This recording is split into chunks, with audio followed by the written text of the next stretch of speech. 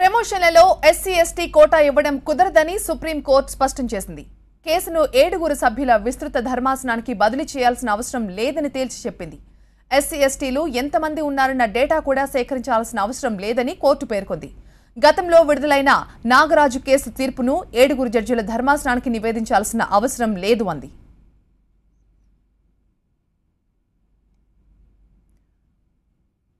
Breaking news చూస్తున్నాం. పదోన్నతుల్లో రిజర్వేషన్లో అవసరం లేదు అని సుప్రీం కోర్టు స్పష్టం చేసింది.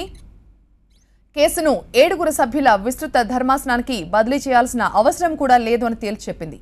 ఎస్సీ ఎస్టీలు ఎంతమంది ఉన్నారన్న డేటా కూడా సేకరించాల్సిన అవసరం లేదు అని కోర్టు పేర్కొంది.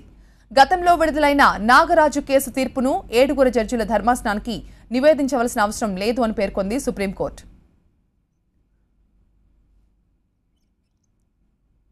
మా ప్రతినిధి మహాత్మా దీనిపై లైవ్ లో మరింత సమాచారం అందిస్తారు. మహాత్మా, 2 కీలకమైన విషయాల మీద సుప్రీంకోర్టు ధర్మాసనం ఈ రోజు తీర్పునిచ్చింది. అందులో ముఖ్యంగా పదోన్నతుల్లో ఎస్సీ ఎస్టీలకు రిజర్వేషన్లు కల్పించాలా వద్దా అన్న అంశం మీద సుప్రీంకోర్టు త్రిసభ్య ధర్మాసనం జస్టిస్ ప్రధాన న్యాయమూర్తి దీపక్ మిశ్రా నేతృత్వంలో త్రిసభ్య ధర్మాసనం ఈ తీర్పునిచ్చింది. ఇందులో పదోన్నతుల్లో రిజర్వేషన్లు కల్పించాల్సిన అవసరం లేదు అన్న అభిప్రాయాన్ని ఈ తీర్పులో వ్యక్తపరిచింది. ఎందుకంటే ఆ ఉద్యోగం కల్పించే సమయంలోనే రిజర్వేషన్ ఆధారంగా ఉద్యోగం ఇస్తున్న నేపథ్యంలో